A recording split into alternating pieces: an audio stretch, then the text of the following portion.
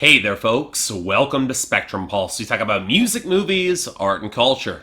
And today we're going to be talking about the new album from Eric Taxxon called Paul. So for those of you who have been watching since earlier this year in 2017, you probably remember me covering Eric Taxxon, an independent electronic and synthpop producer who's got a reputation for putting out a lot of homegrown but remarkably catchy and varied projects within a single year, touching on everything from chirpy, more lo-fi leaning synthpop to plunderphonics or more ambient, minimalist techno experiments. Well, guess who is back with a brand new album? Which, yes, I know I'm a little bit late to the punch covering, but the fact that my patrons on Patreon were as willing as they were to vote on this on my schedule, that's kind of promising, especially as Eric Taxxon still is very much underground in terms of music critic coverage. You're not going to see another video covering this album. And in contrast to the wild experimentation of his career thus far, this album, Paul, it looked to be doubling down on refining some of the synth-pop sound of his last record, The Anthill, with even a few tracks that might even hint towards greater accessibility, maybe even a little bit towards the mainstream. And yeah, normally that would throw up a big red flag for me, but again, very much underground still. And if Eric Taxxon was looking to use that focus to further purify already strong melodic progressions, I was kind of excited about what this could bring to the table. So okay, no more wasting time. What did we find on Paul? Well, honestly, this is the sort of follow-up record that I really like covering, because if you like The Anthill, Eric Taxxon took the sonic foundations of that album and only expanded upon them more with Paul, especially in the majority of the lyrical content. And while I've been drawing comparisons between Eric Taxxon and the Postal Service for some time now, this time I'd argue he's pulling a little bit from Perfume Genius as well. But where Mike Hadrius is aimed a lot bigger on his last few albums, Eric Taxxon is taking a slightly different approach to a queer sexual awakening, just as heartfelt to be sure, but opting for hushed intimacy. And where Mike Hadrius could expand to command all of the space, Eric Taxxon is content to find a niche within that space, letting the space emphasize his lonely, yearning presence, yet it's no less powerful. In other words, this is a pretty damn great little album, mostly because Eric Taxxon seems to be finally coming into more of his own as a vocalist himself. He'll never have tremendous range or real pipes behind him, and the faint, rougher fidelity on the vocal filter that's clearly being used to ease away some of his weaknesses as a singer, but you can also tell that he's a little bit more comfortable with his delivery, with the edges accentuating real humanity in a way that doesn't feel awkward or forced. He also leans a little bit less on his pseudo-rap delivery. Now, he can bring a little bit verses that are quick on songs like Fanfare or My Genre, but that's more for the sake of fleshing out the storytelling than outright flexing. Although, in the latter case, we do get Teaching Mandolin, which does pick up on some of the bragging elements that can help it feel a little bit too broadly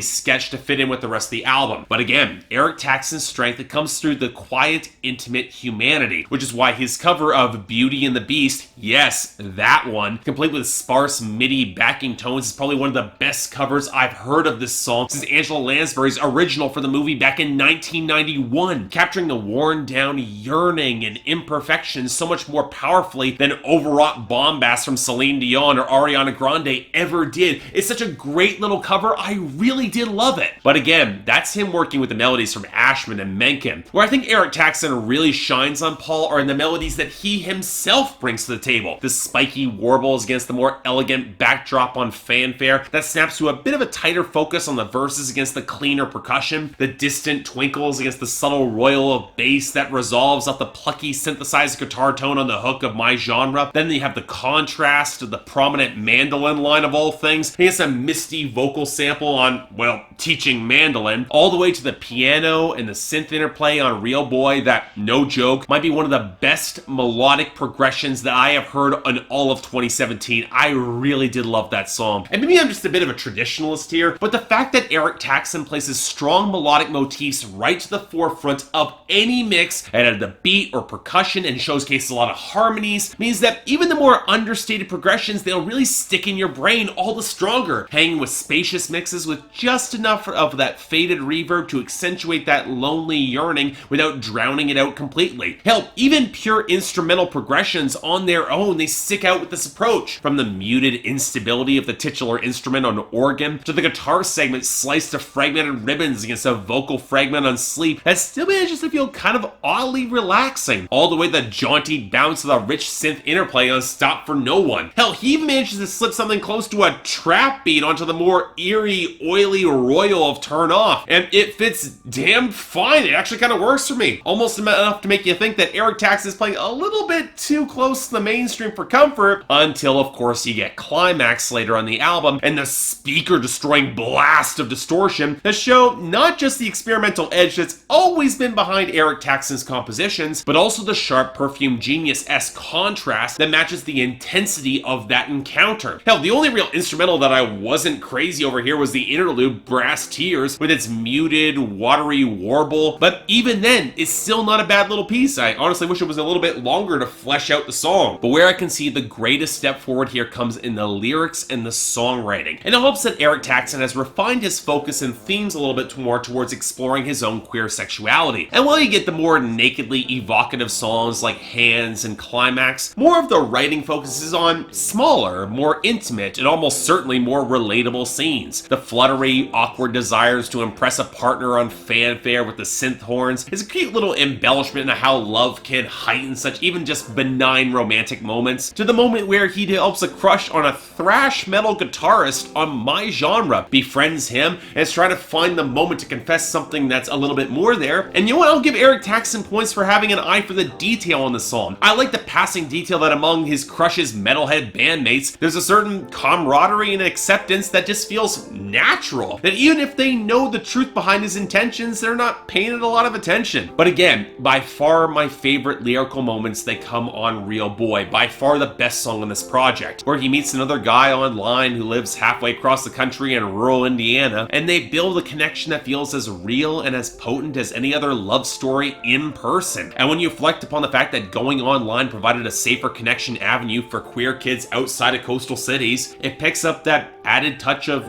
wistful reality. You can imagine this probably actually happened. They might not be able to find more contact beyond just counting pixels in each other's pictures, but it's something real all the same. And it's written with a sort of plain-spoken nuance that makes me wish that Eric Taxxon took to storytelling a lot more often. He's got a good touch for it. Now don't get me wrong, I like the instrumental interludes, but they also make up a third of this album, and on top of songs like Turn Off and Climax, the record as a whole can still feel a tad underwritten. He could do a little bit more with some of these pieces, but still, this is the sort of subtle yet beautiful electronic synth pop album that deserves a ton of more attention, and I'm happy that I finally got around to covering it. It's easily among Eric Taxxon's best in terms of writing and melodic composition. It's an album that has such a pure, honest sincerity, conveyed in subtle yearning shades that even if I can't entirely relate to some of his stories, I can still really feel drawn in and affected by it. I was surprised how much of an audience was receptive to The Anthill when I covered it on this channel, and I can easily say that Paul is a better album than a very light 8 out of 10 in a big recommendation, especially if you like the subtler, dreamier side of this sort of electronic synth pop. Again, I don't expect Eric Taxxon to stay long in this territory. His next project looks to be a single 37-minute track in minimalist techno and UK garage, which, yeah, probably isn't much my thing. I'm not sure I'm gonna cover it, but if he ever does come back to this sort of synth pop, I'll be happy to hear more, and you're gonna want to hear it too. Check this out. So yeah, thanks a lot for watching. Like to like and subscribe, I'd be more than grateful. I know, a little bit of off the beaten path, but yeah, you want to hear this. It is something really special, and some of the melodies on these songs are really damn good. Link to buy it is in the description below, and I got the poll up here, so for those very few of you who have heard this, I'm curious what you thought about it, especially where it fits with other Eric Taxxon projects.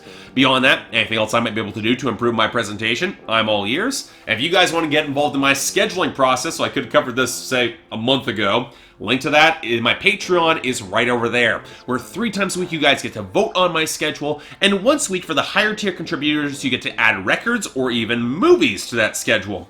More details right there, but till then, I'm Mark, you're watching Spectrum Pulse, and I'll see you next time.